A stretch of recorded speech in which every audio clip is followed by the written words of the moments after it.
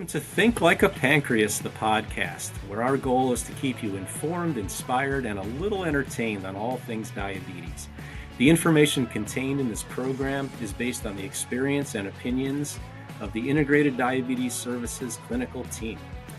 Please discuss any changes to your treatment plan with your personal healthcare provider before implementing. Hey, thanks so much for joining us on the Think Like a Pancreas podcast. I'm Alicia Downs, RN, MSN, CDCES, BC-ADM, here live in office from a hot 30 feet away from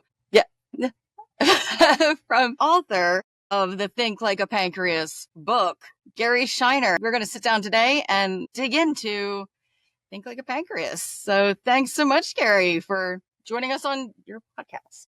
No, I actually proposed to Barb, our podcast manager, that I interview myself. I could kind of go, so Gary, what do you think of this? And I go, you know what? But she wasn't real high on that idea. So I'm glad you stepped in so I wouldn't have to talk to myself. Well, I wanted to make it different from, days in the office. I actually wanted to start. I was actually kind of keen on hosting this episode because I got my job here at IDS because of Think Like a Pancreas. I'm alive because of Think Like a Pancreas, but I got my job due to unabashed fangirling from the book. I always tell my patients the fact that they have made the call, gone online, however they connected with us here at IDS, they're already one step smarter than me because I never did that. I lived an hour and change down the interstate in Maryland, but I never was a patient of integrated diabetes. I just read Think Like a Pancreas over and over and over, probably 14 times. And I don't think I ever turned it over and located in Wynwood, Pennsylvania, call for an appointment. It never even occurred to me. I just kept reading. So anyone who's listening to this, don't be me. If this is helpful, call. We're here to help. Don't just read the book 14 times, but do read the book. And so I actually got my CDE and brought up a LinkedIn job opening, and it had a picture of a guy, and my husband walked behind me and he happened to look over and go, "Isn't that the guy on the back of your book?" And it was so a staple in my world that it was just your book. It was just always on the table. And I went, "Yes, it is." And I don't know if I'm qualified for the job, but I'm going to go and say just thank you for writing the book.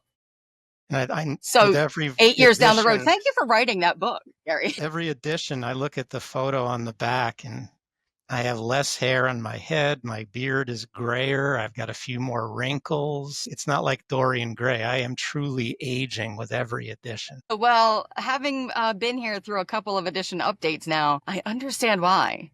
It's not nearly as easy as one might think. And with that said, what is your process? What does it look like to update Think Like a Pancreas? We've got edition 4. It's out. It's nice. It's in our store. It's in bookstores. It's on Amazon. It's Google. Nice. Yeah. I lost track of the release date. It flew by me. So 4 is out. 3 is on sale. I did see that. Sold out. Sold out already. Well, sorry guys, if you missed 3, you're going to have to get it on eBay or something. It's a collector's item now. Good luck. So I have 1 and 2. I didn't get 3. I guess I have to get 4 now. I'm going to have to go find 3. So what does it look like when it's time to update? How do you know it's time to update? And what does that process look like? Well, let's put it this way. Yesterday, I learned some things that make me think, oh my God, I need to update the 4th edition now. This is the diabetes world and things change so quickly. It seems like every day, every week, we've got new medications coming out. We have new processes that we learn, new devices that come out. The experience we gain from research and just empirically in day-to-day management and practice, we learn new things. So it's a necessity to update this thing, and it is accelerating. They were 8 years from edition 1 to 2, and then 7 years from 2 to 3. And now from 3 to 4, I think it was only 5 years. So we're having to update more frequently. And honestly, it could be updated annually with all the new things that are taking place. And, the last 4 or 5 years, there's been such an influx in technology in diabetes management, particularly for people on intensive insulin therapy. The book is intended for everybody with type 1 diabetes, but also anybody with type 2 who uses insulin, whether it's just basal insulin or basal and mealtime insulin. And it's not just for people on, pumps and automated systems. It's also for people on injections. It's not exclusive to people on the tech stuff. It's a matter of choice. Everyone chooses what's in their best interest or what's accessible to them wherever they happen to be. Right now, it's only in English, but the third edition was translated into 7 different languages, different parts of the world, Europe, Asia, etc. So this one probably will too. But another thing that's special and new with the 4th edition, it's the first audio. We have an audio version. Which was a little rougher to make than you anticipated. I had no idea. They actually put out auditions for people to read my book for the audio version.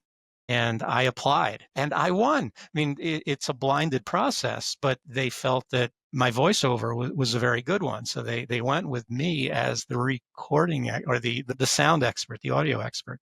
So I had to spend 6 days in a basement studio in downtown Philadelphia, literally sealed in a soundproof room. Just me, a chair, a microphone, and my book reading. And they had a sound technician, and they also had an editor listening to every word I said. And if I stumbled on a word or if my pitch on that word wasn't just right, let's stop there and re-record from this point. For 6 straight days, I did that. It was exhausting. So that's something I don't know if I'll do that myself again, but it was an interesting process to at least go through one time. But the audio book, I think it was a great idea the publishers came up with. People nowadays, they're busy. They want to listen in the car. They want to listen when they're doing other things, not have to be reading out of a book. So I think it'll do well. So you go to Google Play, you can access the audio book now, and the ebook is also available for people who don't want a paper version. I'm still a guy. I get the daily paper. I get the Philadelphia Inquirer every morning and spread that out on my kitchen table while I'm eating my cereal. And a cereal is not the best thing for type 1s, but if you know how to manage your insulin properly, you can still manage your glucose well. So I still like the paper part and being able to circle things and highlight and make notes and, wipe my finger, stick blood spots on the pages and things so you can get them really gunked up. Well, and you can't get your ebook signed. So if you come to an event where you're speaking, you can't have Gary sign it. In fact, as anybody who orders any edition, the 4th edition included from our office, we'll send a signed copy. I don't have any of my copies signed. I'll sign them for you. I've been saying that for 8 years. I'll do whatever you want. I'll sign whatever you got. I think I've got a couple things laying around with your signature on it somewhere, so I think I'm covered. But so that's updating to 4. It cracks me up. You just said 5 years between 3 and 4 because I really feel like we were just proofreading 3, going over kind of like, does it feel like everything's in there?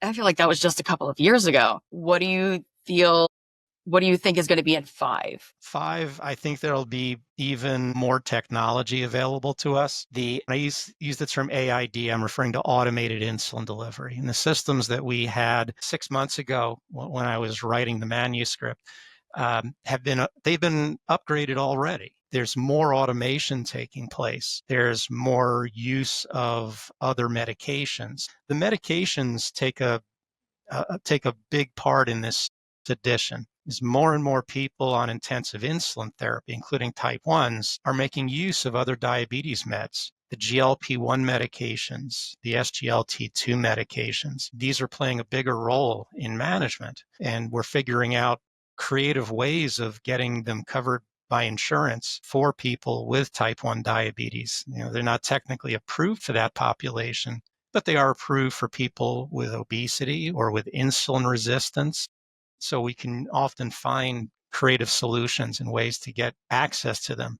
The SGLT2 meds are another story. They're not approved by the FDA for type 1 because there's an increased risk of ketoacidosis with their use. But we have excellent strategies in place for eliminating that risk pretty much. And now, again, new technology. And I was at the ADA scientific sessions and I saw Abbott's new sensor that they're developing that measures ketones as well as glucose. So we can detect ketones in the earliest stages and prevent DKA almost entirely. So once that comes to fruition, the FDA has no reason to deny access to drugs like SGLT2s for type 1s. So yeah, the technology is changing, the meds are changing, other things, even the insulins are changing. The third edition, we might have just started seeing the ultra rapid insulins. And you can only see this if you're watching the video part, but I always use little quotation marks when I say ultra rapid because, Or just make a nasty face. Rapid acting insulin is only a little more rapid than regular. That's all. It's not really rapid. And ultra rapid is just a little more rapid than ultra rapid. So, when the pancreas makes insulin, that stuff's ultra rapid. It works in seconds. This stuff we inject or deliver with a pump, we got to wait hours for that stuff to peak and clear. So it's not really, but the insulins are getting faster. So we have to accommodate for that and take that into account. The hormone glucagon is becoming more of an upfront product now because it's so much easier to administer with the new, things like Zegalogue, and we have Gvoke, and we have the inhaled version as well. These make glucagon much more accessible, easier for anybody to use, including loved ones. And we've even dabbled a bit with microdosing of glucagon in different situations. It can work nicely. We try everything here at the office. All of our clinicians, as you know, we all live with type 1. We're all living the dream. And if something new comes out or we have a notion of a way to use things differently, what do? We try it. And if I'm afraid to try it, I'll say, here, Alicia, you do it. You're crazy and your basal settings make no sense. Yeah, try this. If you survive, I'll try it too. Now, we're all pretty brave when it comes to these things. We try just about everything that comes out, devices, meds. We'll try these out first and see how they work in real life, not just from a glucose management standpoint, but a quality of life standpoint. And so we can offer our patients unique insight. And I try to do that throughout the book. I try to keep in mind these are not test subjects. They're not patients. These are people. And quality of life is a very important element of anything we're going to do, probably the most important element. So, I try to consider that throughout the book and in my writing. I think the most powerful thing about Think Like a Pancreas and what made it stand out for me when I was diagnosed, I would say it was part of my doctor. I had a great doctor. Her husband had type 1, the doctor who diagnosed me. And she sat me down on day 1. And she said, you're not going to learn what you need to know from doctors. You're going to need to learn it yourself. And she said, you're going to want these books. And Think Like a Pancreas was one of them. And what made Think Like a Pancreas different was the other books were telling me what to do to manage my blood sugar. And that was very difficult to just memorize a lot of things to do. Think Like a Pancreas was telling me how to think, which helped me know how to live. And that really revolutionized everything about my management and helps me help other people now, because I can't give everybody a big list of everything to do because that's going to be different for everybody, but I can help people think that's through a things. Great testimonial. I want to put that on the next edition. Yes. Exactly what you said. I got my name on edition 5.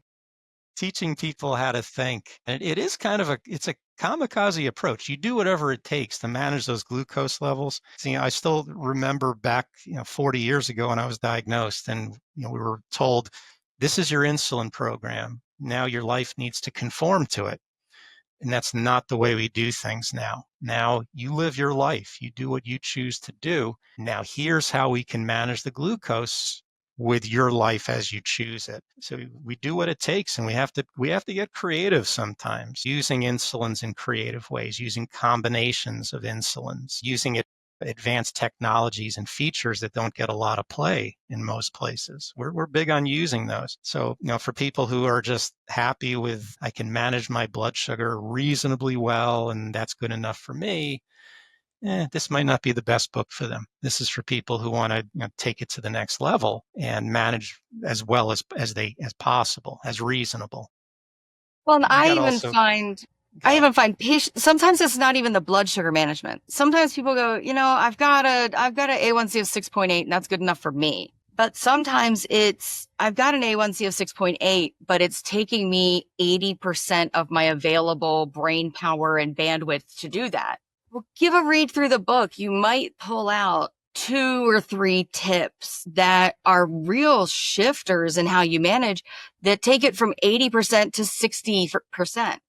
And now you've got extra bandwidth, extra energy to do something else that means more in your life than blood sugar management. I'm a person with diabetes. Diabetes is my profession, but diabetes is not the most important thing in my life. Shocker. So if I can just free up some hard drive space and reallocate that to something else, often that is what makes it worth it. Even if my numbers don't change a bit, that is the big game changer for me. So Yeah, if you're out there and you're like, I don't want more tech and I don't want to be like the cutting edge and I don't need to have super tight control. And that's me. I don't need all that stuff. What I do need is a little bit more time, a little bit more chill, and a whole lot more focus somewhere else. like on a little boy who likes to destroy things. Oh, I don't think there's enough focus in the world. I think we're going to need a cure and I'm going to need to win the lottery. Yeah. I mean, I'd rather use my brain space thinking about fantasy sports statistics than glucose levels. So, but just getting a system in place that works well, that doesn't require you to invest a lot of your time, energy, and money for that matter, and run with that so you can free up that brain space and that energy for other things, quality of life things that are more meaningful to you. So, speaking of 40 years ago when you were diagnosed, what did life look like for you when you thought, I'm going to write a book about this thing? Like, what did life look like when the seed of Think Like a Pancreas started to germinate? Now that was back in '98, and someone reached out to me. He owned a small publishing house in New York City. His name was Matthew Lohr, and he'd read articles that I had written for a number of magazines and journals, and said, "Hey, you're a pretty good writer. If you're ever thinking about writing a book, we should talk." And that's how the original Think Like a Pancreas came into being. His company was absorbed by another, which was absorbed by another. This is what happens in the publishing space. And now there's only a handful left, but they're pretty big, dominant players. And the book it's done well. I think there's over 100,000, I think, have sold overall. It's still a fraction of the population that could benefit from it, but it's pretty good for a niche population, like people on intensive insulin therapy. But yeah, you were right. The updates are necessary because if you go back to earlier editions, the first edition, we were talking a lot about NPH insulin and regular insulin, even Humalog, Novolog, Novorapid, those insulins that were just coming out then. So now we're dealing with much higher level things, tech, meds, management approaches. Back then, protein and fat weren't even part of the discussion when we looked at how blood sugars change from meals. And now we've spent a fair amount of time in this book and the previous one about the effects of fat and protein, especially people who go on the lower carb diets that have become popular. When you eliminate a lot of carbs from your diet, then protein starts contributing to rises in glucose levels. So you need to accommodate for those. And we've learned that fat will not just slow down the rate of digestion, but it'll also contribute to some insulin resistance, which can raise glucose levels. So that all has to be taken into account. There have been lists published of the factors that raise and lower blood sugar. I think we have a more comprehensive one in this book. One chapter covers just all of the weird, odd things that can raise and lower glucose levels. So people who look through that chapter might suddenly discover, that's why that happens. When I drink a Red Bull that doesn't have carbs in it, but my glucose shoots up. Wow, the caffeine can do that. Or competitive sports, my sugar goes up. Oh, that's why that happens. And then we address how to manage it. What do you do in those situations? You don't have to stop enjoying the things you enjoy. You just you adapt to it. I always felt when the going gets tough, the tough adapt. We learn how to make adjustments and deal with it. Word from our sponsor. Byram Healthcare understands that managing diabetes isn't one size fits all. With a full range of CGMs, insulin pumps, and diabetes supplies from top brands, Byram makes it easy to get what you need, hassle-free, shipped right to your door. And Byram's team of experts helps navigate insurance so you can focus on living your best life. Ready for better diabetes care? Visit byramhealthcare.com/podcast or call 866-692-8024 and select option 3. And now, back to our program.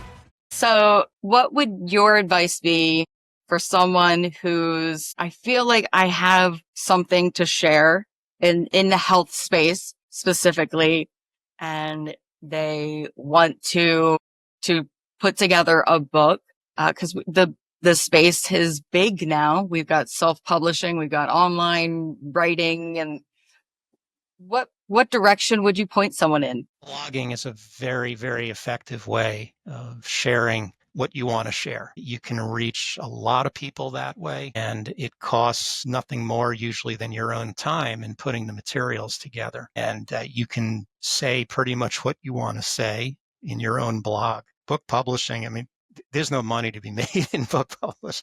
I don't make money on this book, trust me. This is my own way of kind of spreading the love to the diabetes community and helping people out there. It helps that people know about us as a result. Our practice is always accepting new patients. We're constantly expanding, but the book is sort of it's my testimony of, let people know there are better ways to do things, better ways to live with and manage diabetes, and want to get that word out. But I don't usually recommend people go out and try to publish a book on a healthcare specific topic unless there's something very, very, very unique about what you're offering, and there's a huge demand up front for it. And that's what the online community is for. You can blog, you can post things, and get your message out that way, and that's how you can share your passion. Yeah, I try to explain to people, they're like, but there's so much money to be made in writing books. Look at Stephen King. I'm like, yeah, but Stephen King writes fiction that is timeless. So everyone on the planet from now till the end of time can buy that book and read it, and it applies to their life and they're going to enjoy it. Like a book on type 1 diabetes management is extremely niche and extremely timely. You're not going to be a New York Times bestseller on that. It's just not a thing. For every Stephen King, there are a million Gary Scheiners. I know a billion people self-publishing on Amazon who just have a car trunk full of their own books that they give away at every holiday. It's tough. Yeah. It's tough out there. God bless him, my dad, he's in his 80s. And he even self-published a book after he retired. It was about how to save for retirement. And I think it was just his way of telling me and my sisters what we should be doing to save for retirement, but he did it in the form of a book. Yeah, he didn't sell any. He just wrote this book and self-published it. I love it. I love it. One thing I always admire, though, is the knowledge set to have that discipline, and the knowledge set to pull together what you know in one place is amazing. But also then to have the care, when care meets confidence, because there are a lot of people who care, but they don't have confidence in themselves to step out and really share it in a powerful way. There are a lot of people in the world that have confidence in themselves, and so they'll go out there and share, but they don't have the care for the community to do it in a way that is really useful and valuable. When those two come together, I think that's the other reason that Think Like a Pancreas has been so powerful and continues to be so powerful and will continue to be so powerful, because it's really evident that both are present. Yeah. I mean, it's one thing to know stuff. It's another to be able to communicate it effectively. That's why I'm proud to be, we still call ourselves diabetes educators, although our title has gotten longer and longer and longer. A teacher, a good teacher, knows how to communicate. You can't just throw data out there and throw numbers and instructions out there. And like you were saying, that's what a lot of books do. This is like an instruction manual or a textbook. This is not like that. I mean, it has the information is there. The insight is there. but it's laid out in a way that's fun and it's understandable and it's you can absorb it and apply it. Because a lot of books have this thing of like, this is the right way. Like this is the book that you have to read. This is the way. And the other books are wrong. And there's none of that in Think Like a Pancreas. It's take every tool you can get your hands on and duct tape it together and make it work for you. Because if there's a right way, that means if I try that way and fail, I'm wrong. There's a the way is right and the problem section. I mean, I devoted an entire chapter to resources, and it includes organizations, it includes online communities, apps, books, journals. So I think we got to share this stuff. And there's resources to all of the device manufacturers and pharma companies and financial resources that are out there for people with diabetes. And one big new section I put in the book has to do with the tech and the automated insulin delivery, because they're growing in popularity by leaps and bounds. But we have a guide on how to select the best system for you based on what your personal goals and interests are, because different systems require different amounts of user engagement, but they also produce different levels of quality outcomes. And work in equals work out. I mean, you can get a system that requires almost no energy on your part. You're not going to get glucose management that's as tight as you might like. That might be okay for some people. Others who want really tight management, we'll direct them to the system that'll work. And I try to drop in like little pointers throughout, and call them like special secret tips throughout for AID system users about how things have changed. For example, every edition we've talked about how to best treat hypoglycemia, but it's changed now. People who use AID systems, it's all different. We have to pare back on the carbs. Depending on where we catch it, how early in the stage, and with an AID system that cuts out basal insulin for quite a while, we just don't need as much carb as we used to. We go into those kind of things. Those examples, there's probably about 40 or 50 tips like that throughout the book, specifically for AID system users. You're an AID system user yourself, so you've experienced a lot of these too. Just changes. Oh, yeah. When I look back, I kind of pinch myself every now and again because of how much my diabetes management life has changed. It's been kind of strange because my diabetes diagnosis came at a time of change. And it always seems like every big change in my management comes in a time when my life is also changing. So sometimes it gets masked. It's like, well, yeah, everything's different. So of course my diabetes management is different. But then I'll go old school. I'll go manual pumping for a good 3 weeks. I had a complete insurance snafu and couldn't get my Dexcoms. So I went CGM free for 3 weeks, much to the utter horror of my coworkers. Everyone was trying to slap a Libre sample or a Dexcom sample on me. And I was like, guys, I survived pre-CGM. I'm just going to roll old school for a little while. But realizing how very, very different my life was in the 10 finger sticks, didn't know what my blood sugar was doing while I was driving, treat hypoglycemia with a fistful of jelly beans days versus the always knowing what's going on one jelly bean day. So some of our brightest patients are using old school approaches. Yeah. I'm proud of them. I love the job they're doing. Yeah. They're managing exceptionally well. So I wanted to make sure that in the book I addressed that and some of the tips and tricks that can be applied to people who are on traditional injection therapy or using inhaled Afrezza as their insulin. There are combinations of insulin that can be used. For example, if you're going into a meal that is going to digest lightning quick, Afrezza is a great insulin for that because of how quickly it works. If that meal is kind of an average meal, then a traditional rapid insulin, in quotes, rapid insulin will work. But a real slow digesting meal, keep some old-fashioned regular insulin on hand. It works really well for those meals. So it is even within the area of old school injection therapy, there's some creativity that we can apply to manage better. Oh, yeah, that's actually one of my favorite places to work with patients is the patients that are like, I really like MDI, but I want to get as close to pump level maneuverability as I can. Or either they really want the freedom of their exercise and their activity routine or their diet routine. And I have patients, some of my patients with the best outcomes clinically, with the best quality of life and just joy and ease with their management, are on injection therapy. And they are also the ones that are kind of the most savvy, that go in and they educate their prescribers, because they go, okay, here's what I'm going to do.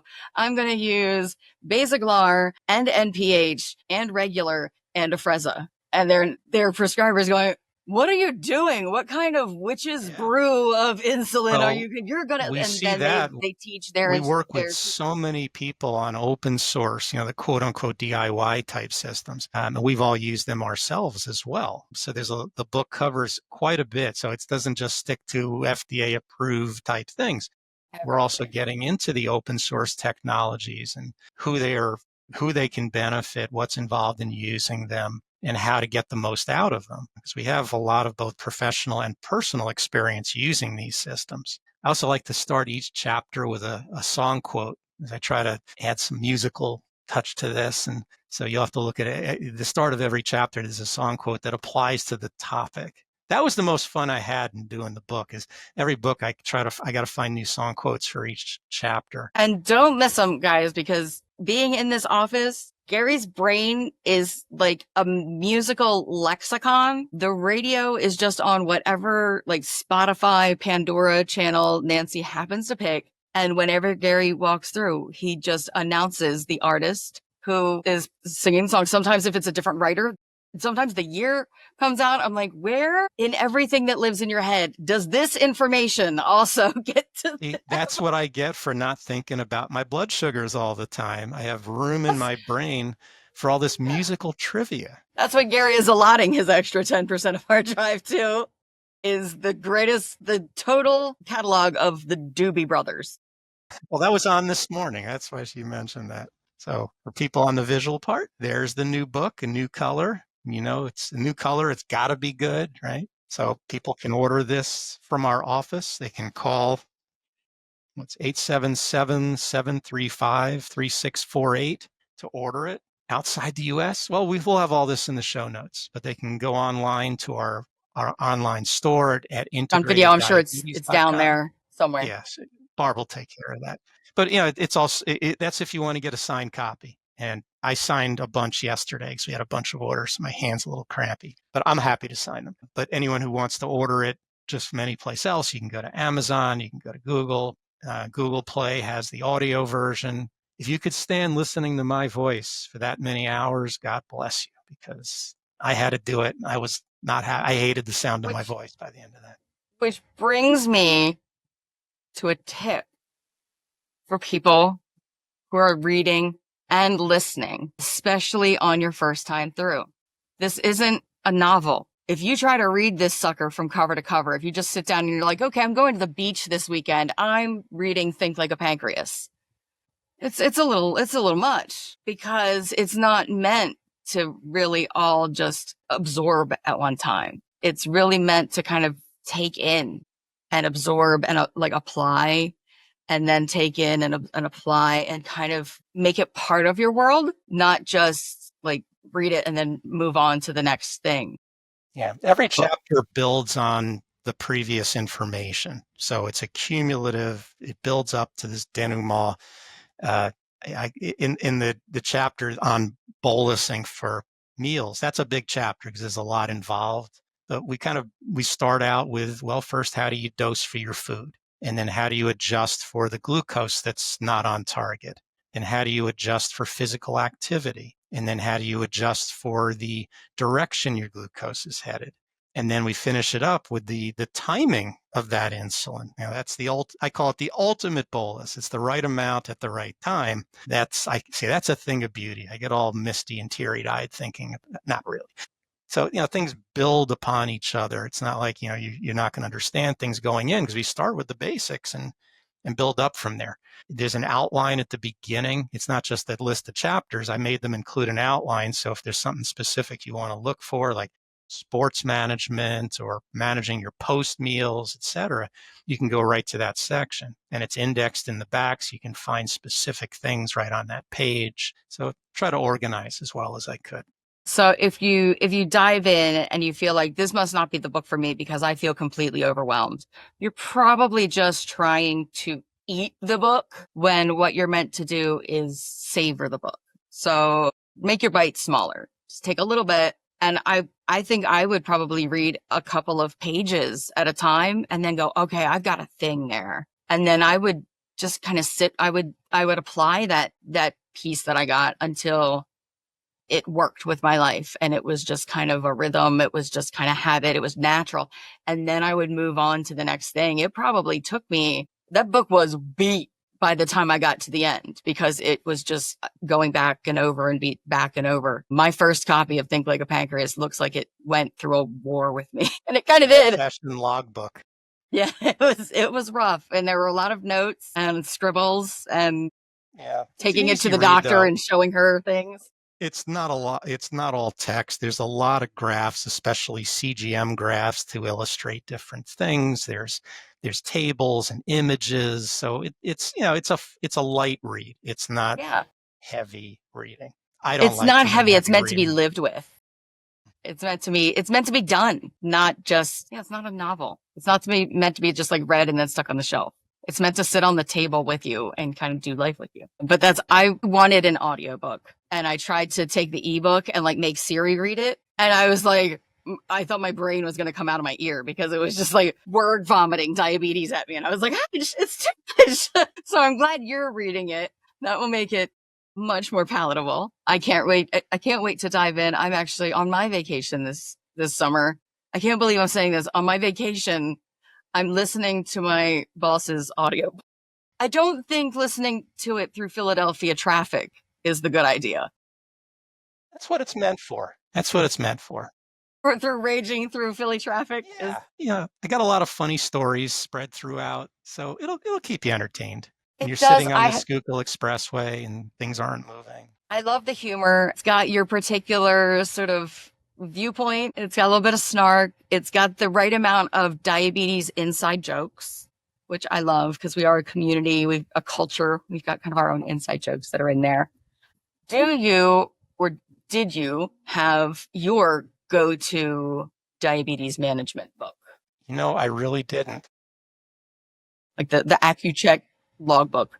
That was. I don't remember the first book I got. I just went to. It was called Walden Books back then. It was an old bookstore, and I think I just. You don't have to say old twice. I picked up I think it was a Joslin diabetes guide of some kind. It was like a textbook. It was just information. Here's information, and that's not how I like to write or read, for that matter. So I guess I feigned away. But there's books that have come out that I've really liked. The sugar surfing book I enjoyed. Adam's book, the name slips my mind. Bright Spots and Landmines. Bright Spots and Landmines I enjoyed. John Walsh's books have always intrigued me also. His pumping insulin book, his using insulin book. Those I found incredibly great resources. They weren't as readable as I generally like, but they're more clinical. Yeah. Kind of a read, yeah.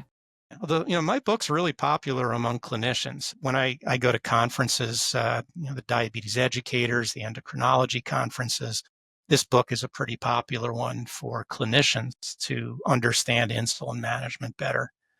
I just wonder how much that is because their patients have come in and gone, please read this. That is probably very likely. So everyone out there, you got to do the same thing. Get the book, read it, love it, and then tell your doctor to read it too. Buy 2 copies, hand one to your doc next time you go in. So before we head out, I want to ask one last question. We know what's coming in. We know what's in 4. We got a glimpse of what's coming in 5. What do you think is coming in Think Like a Pancreas 10? Well, let's hope there is not a Think Like a Pancreas 10. We've got to have this thing solved, have this riddle solved long before then. I hope there's not even a 5. There probably will be, but we're getting closer. The research it's honing in. And yes, it's been a long journey but every day we're closer. We're one day closer. So, the cure, I don't think it's going to be just magically someone snaps their fingers, we have a cure. It's going to be progressive improvements that take less work out of living with diabetes and ensure that diabetes glucoses are managed effectively. It'll probably be somewhat technological, somewhat biological in a sense. But yeah, I do not want to see multiple more editions of this book come out. We don't have to have Gary Scheiner's head in a jar. I picture Monty Burns on The Simpsons in the future. That's a scary thing. Yeah, I'd have to find a new line of work. I think I'd be a very good, either a traffic engineer, because I love efficiency, or I'd be a laziness cop. Government can hire me to write people tickets who are being lazy and just wasting their time with not doing what they should be. I always tell people, they say, "Oh my gosh, Alicia, your whole career is diabetes. What would you do if it was cured?" I'd be the happiest person on the unemployment line. But I'm a nurse. There's no such thing as an unemployed nurse. As Scarlett O'Hara said, go hungry. Tomorrow is another day. I'll think about that tomorrow. Well, thanks, Gary. It has been fantastic fangirling about Think Like a Pancreas. And I cannot wait to read 4. I can't believe I don't already have it. Got to catch up on my calendar. And I look forward to not reading 6. Hold on. He's traveling through space and time. My copy of Think Like a Pancreas 4 just arrived. Amazon same day, has nothing on Gary Scheiner 30 feet away. So thanks, Gary. Look at can't that. promise your shipping will be quite that fast unless you live in the Wynwood metro. Faster than the Postal Service, that's for sure. You're not beating that delivery time, guys. That is service. It's a lot faster than our insulin. So thanks for joining us. Thanks for sticking around with the Think Like a Pancreas podcast, and catch us next time. This is Alicia Downs and Gary Scheiner.